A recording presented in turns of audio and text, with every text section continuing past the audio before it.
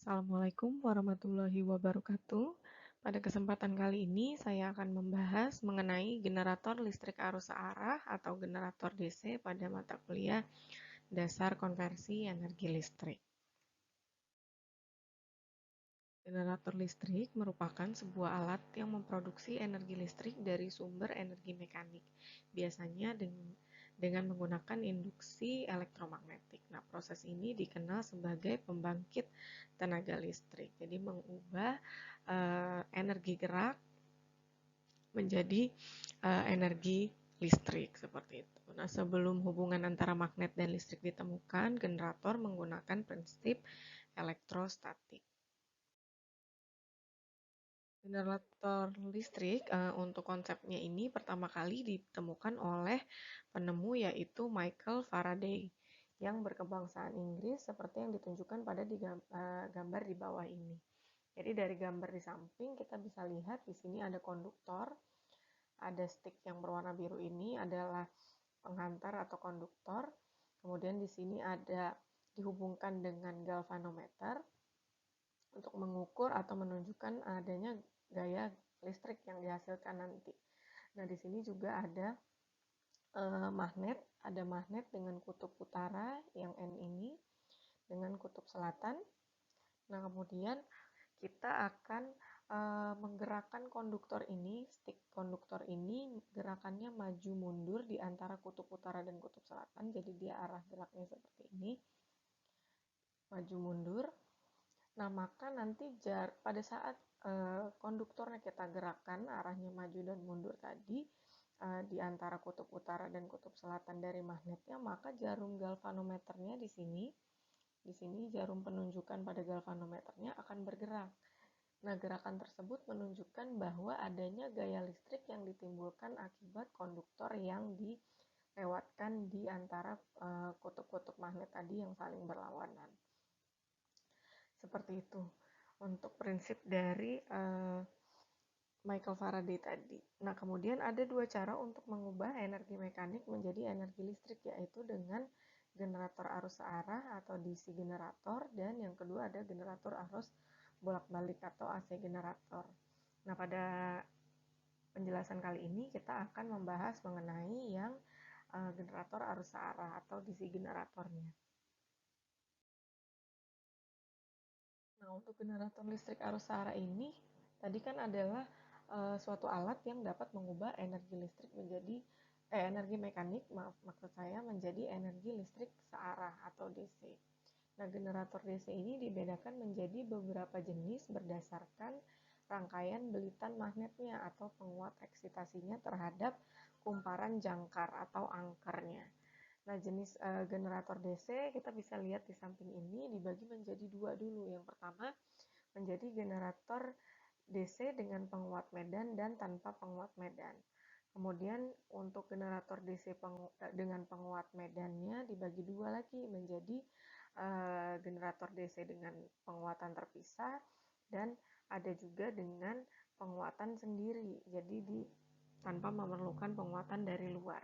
Nah, untuk generator DC dengan penguatan sendirinya dibagi menjadi tiga lagi, yaitu ada generator yang dihubungkan secara seri, paralel atau shunt, dan gabungan antara seri dan paralel tadi atau kita sebut dengan istilah generator DC kompon. Nah, untuk generator DC komponnya dibagi menjadi dua lagi, ada yang kompon pendek dan ada yang kompon panjang. Ini merupakan klasifikasi dari generator DC. Nah, untuk cara kerja dari generator DC ini yaitu melalui pergerakan medan magnet yang ada di rotor terhadap kumparan tetap yang terdapat di stator. Nah, medan magnet tersebut dihasilkan dengan cara memberikan tegangan DC atau direct current pada kumparan penguatan medan yang ada di rotor yang dapat dihasilkan melalui penguatan sendiri maupun penguat terpisah. Nah, generator listrik DC ini mempunyai komutator sehingga arus listrik yang akan dihasilkan berupa arus listrik DC sekalipun sumbernya berupa arus listrik AC seperti itu. Nah, ini merupakan prinsip kerja dari generator DC. Nah, generator DC ini terdiri dari dua bagian, yaitu ada bagian yang tetap atau stator, dan yang kedua ada bagian yang bergerak atau rotor. Nah, di bagian stator sendiri terdiri dari rangka motor, belitan stator, dan ada sikat atau arang. Di sini yang namanya carbon brush ini adalah sikat. Kemudian bearing dan terminal box. Kemudian pada bagian rotor itu terdiri dari komutator, belitan rotor, kipas rotor, dan poros rotornya. Seperti itu. Nah, sekarang kita lihat prinsip kerja dari generator DC. Jadi kita lihat di gambar di samping bahwa dengan memutar rotor atau penghantar atau kumparannya di sini, ini yang kawat berbentuk persegi ini adalah rotornya, yang bagian yang akan bergerak nanti pada generatornya atau penghantar. Nah, maka pada penghantarnya akan timbul GGL tadi. Nah, kumparan ABCD ini yang kawat tadi atau penghantar tadi terletak dalam medan magnet. Medan magnetnya yang mana? Di sini ada magnet yang saling berlawanan kutubnya. Di sini ada kutub utara, di sini ada kutub selatan. Jadi kalau ada kutub yang saling berlawanan, maka di sini akan timbul medan magnet. Seperti yang sudah pernah saya jelaskan sebelumnya, di sini akan timbul medan magnet.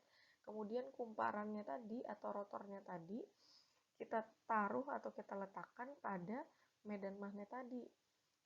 Nah, untuk arahnya atau sisinya dari kumparannya tadi, sisi AB dan CD, di sini sisi AB dan CD-nya itu tegak lurus dengan arah flux magnetnya. Tadi kalau arah flux magnetnya ke sini, dia arah AB dan CD-nya arahnya ke sini, dia tegak lurus dengan medan magnetnya. Nah, kumparan ABCD-nya kemudian kita putar dengan kecepatan sudut yang tetap terhadap sumbu putarnya yang sejajar dengan sisi A, B, dan CD, seperti gambar yang kedua. Kemudian GGL induksi akan terbentuk pada sisi AB dan sisi CD besarnya sesuai dengan perubahan flux magnet yang dipotong oleh kumparan ABCD tiap detik sebesar E sama dengan N dikalikan dengan d flux per dt. Jadi ini pada saat kumparannya diberi arus listrik di antara medan magnet tadi, maka akan timbul gaya listrik tadi yang menyebabkan si kumparannya berputar. Seperti itu. Nah, besarnya gaya gerak listriknya itu adalah E sama dengan jumlah lilitan dibagi dengan perubahan flux magnet terhadap perubahan waktu. Jadi E-nya ini adalah gaya gerak listrik atau tegangan induksi yang terjadi akibat si rotornya tadi berputar. Itu dipengaruhi oleh banyaknya jumlah lilitan. Jadi di sini kumparannya lilitannya seberapa banyak, makin besar atau makin banyak jumlah lilitannya, maka GGL yang ditimbulkan, GGL induksi yang ditimbulkan akan semakin besar pula. Dan dipengaruhi oleh perubahan flux magnet terhadap waktu. Seperti itu untuk prinsip kerja generator DC. Nah, pada generator DC, arah arus induksinya tidak berubah. Hal ini disebabkan cincin yang digunakan pada generator DC itu berupa cincin belah atau komutator. Pembangkitan tegangan induksi oleh sebuah generator diperoleh melalui dua cara, yaitu yang pertama dengan menggunakan cincin seret menghasilkan tegangan induksi bolak-balik atau menggunakan komutator yang menghasilkan tegangan DC. Nah, komutatornya sendiri merupakan suatu konverter mekanik yang membuat arus dari sumber mengalir pada arah yang tetap walaupun belitan medannya berputar. Nah, komutator berpasangan dengan cincin belah atau slip ring. Nah, komutator ini termasuk bagian suatu motor listrik yang secara aktual berfungsi untuk mentransmisikan gaya putar atau menghantarkan gaya putar magnet yang dihasilkan oleh arus listrik tadi. Jadi pada saat gayanya tadi yang dihasilkan oleh arus listrik terus menyebabkan si kumparannya berputar tadi itu ditransmisikan.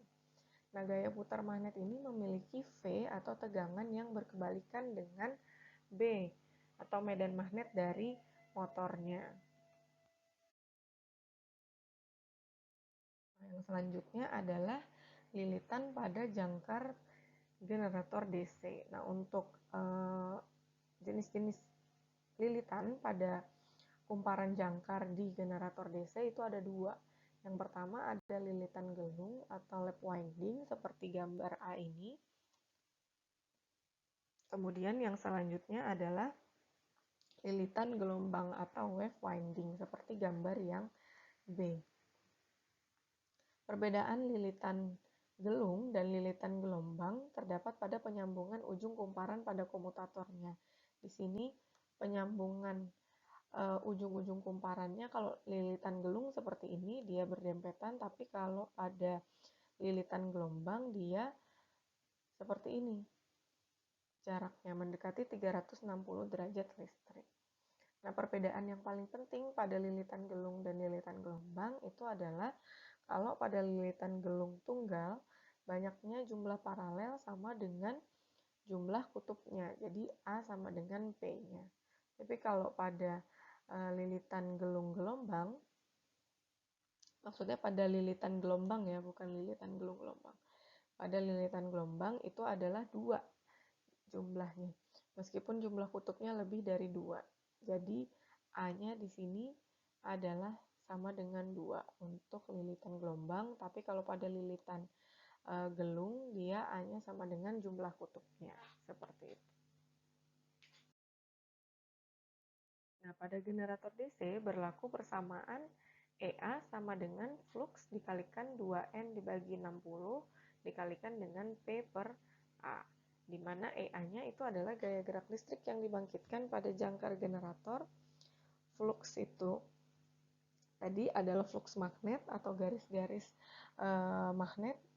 Kemudian N-nya adalah kecepatan putar ya dalam RPM. Kemudian P-nya adalah jumlah kutub. Kemudian A-nya adalah jumlah hubungan paralel pada kumparan jangkarnya tadi. Kalau dia belitannya gelombang, nilainya A-nya sama dengan 2, tapi kalau untuk belitan gelung, nilai A-nya sama dengan jumlah kutubnya nanti, tergantung jumlah kutub pada generatornya berapa. Nah, secara umum sendiri, EA-nya juga dapat diketahui dari V ditambah I kali R, IA kali RA, di mana V-nya adalah tegangan terminal dari generator, IA-nya adalah arus jangkar, dan RA-nya adalah tahanan jangkar. Nah, dari persamaan ini tadi, yang pertama untuk belitan gelombang, tadi nilainya EA-nya juga dapat dicari dari sini. EA sama dengan Z kali P kali N kali flux dibagi 120, di mana Z-nya adalah jumlah penghantar totalnya. P-nya adalah jumlah kutub, N-nya adalah kecepatannya, flux-nya adalah banyaknya garis gaya magnet, kemudian dibagi dengan 120. Nah, sedangkan untuk belitan gelung, EA-nya sama dengan Z kali N kali flux per 60. Karena untuk belitan gelung, besarnya P-nya sama dengan besarnya A-nya tadi. Seperti itu. Nah, tadi kalau kita sudah lihat klasifikasi dari generator DC, yang pertama tadi adalah generator dengan penguat terpisah. Nah, generator dengan penguat terpisah ini kumparannya membutuhkan sumber tegangan dan sumber arus dari luar, misalkan dari baterai atau aki. Jadi di sini ada generator nih, di sini. Ini generatornya. Dia membutuhkan sumber tegangan dari luar. Tanggap ini adalah baterai. Seperti itu. Nah, jika generatornya dihubungkan dengan beban, ini generatornya tadi, kita hubungkan dengan beban di sini, dan RA-nya adalah tahanan dalam dari generator atau tahanan jangkar, maka hubungan dapat dinyatakan adalah VF-nya di sini, sumbernya tadi, itu sama dengan IF. IF adalah arus yang mengalir yang dihasilkan oleh sumber tegangan. Di sini ada IF. Kemudian di sini dia punya RF atau tahanan sumbernya. Jadi besarnya VF-nya ini adalah IF kali RF. Nah, sedangkan EA-nya dipengaruhi dipengaruhi oleh sumber tegangan tadi, itu besarnya adalah VT. VT ini adalah sumber dari bebannya ini, tegangan pada bebannya ditambah dengan IA kali RA. IA adalah arus yang mengalir pada rangkaian generator ini dikalikan dengan tahanan jangkarnya tadi. Seperti itu. Nah, besaran yang mempengaruhi kerja dari generator di sini adalah tegangan jepit, arus eksitasi, dan arus jangkar. Arus eksitasinya tadi didapat dari si sumber yang terpisah ini, yang akhirnya menguatkan si generatornya tadi. Seperti itu. Nah, yang selanjutnya adalah generator dengan penguatan sendiri. Jadi dia tidak butuh sumber tegangan dan arus dari luar, cukup dari generatornya sendiri yang membangkitkan tegangan dari generator itu sendiri. Nah, besarnya VT-nya ini dia hanya dipengaruhi oleh generatornya saja tadi karena tidak membutuhkan sumber dari luar, sehingga besar VT-nya adalah IA kali RA, di mana IA-nya adalah arus yang mengalir dari generatornya tadi.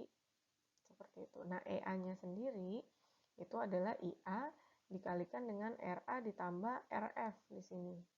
Ini rangkaiannya seperti ini untuk generator dengan penguatan sendiri yang hubungannya seri. Nah, kemudian untuk yang hubungannya paralel, jadi antara RF dan bebannya dengan RA-nya disusun secara paralel. Kalau tadi ini secara seri, sehingga arus yang mengalir pada rangkaiannya nilainya sama. Di generatornya I-nya sama, di RF yang mengalir sama, dan di bebannya sama. Tapi kalau di sini arus yang mengalir beda-beda. Nah, besarnya VT-nya di sini adalah IF. I pada F ini dikalikan dengan RF. Karena dia sama ya, tegangan di beban sama dengan tegangan yang ada di RF. Nah, untuk EA-nya adalah penjumlahan antara IA kali RA ditambah dengan VT-nya tadi. Seperti itu. Nah, perbedaan antara motor seri dengan motor shunt itu yang pertama dari tahanan lilitan penguatnya. Kalau di motor shunt, dia tahanan lilitan penguatannya lebih besar daripada lilitan motor seri. Kemudian yang kedua itu perbedaannya adalah pada penampang lilitan penguatnya. Kalau pada motor seri, penampang lilitan penguatnya lebih besar daripada lilitan penguat pada motor shunt. Nah, yang ketiga adalah sistem penyambungannya. Untuk motor seri, lilitan penguatannya disambung seri dengan lilitan jangkar. Sedangkan pada lilitan penguat motor shunt disambung paralel dengan lilitan jangkarnya. Ya, seperti ini tadi. Untuk ini penguatannya disusun secara seri nih terhadap RA-nya atau tahanan jangkarnya. Tapi kalau dia dihubung secara shunt atau paralel, RF-nya atau tahanan dari penguatannya dihubung secara paralel dengan tahanan jangkarnya. Seperti itu untuk perbedaan antara generator yang dihubung secara seri dan yang dihubung secara paralel pada klasifikasi generator dengan penguatan sendiri.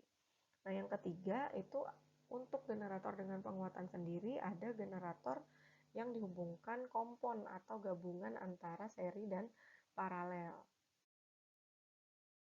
Nah, ini tadi untuk generator kompon, dia adalah generator seri dan generator shunt yang dilengkapi dan memiliki sifat gabungan dari keduanya tadi antara seri dan shuntnya. Nah, untuk generator kompon dapat dihubungkan sebagai kompon pendek dan kompon panjang.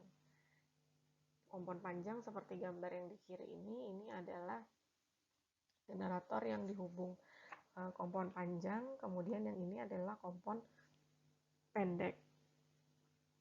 Seperti itu. Bedanya adalah penguatan yang pertama untuk kompon panjang dia disusun secara seri nih terhadap jangkarnya. Tapi kalau ini dia di seri dengan bebannya, baru di paralel dengan RF dan paralel dengan jangkarnya. Untuk besarnya IA-nya seperti ini dan EA-nya seperti ini.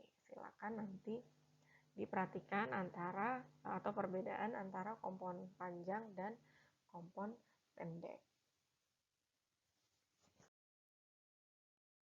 Nah, untuk rugi-rugi pada generator, itu rugi-rugi yang terjadi pada generator arus searah dapat dikategorikan secara umum menjadi 5 kategori, yaitu ada rugi-rugi tembaga atau I kuadrat kali R, kemudian ada rugi-rugi sikat, ada rugi-rugi inti, rugi-rugi mekanis, dan rugi-rugi beban stray. Jadi ini adalah macam-macam rugi-rugi yang dihasilkan pada generator arus searah.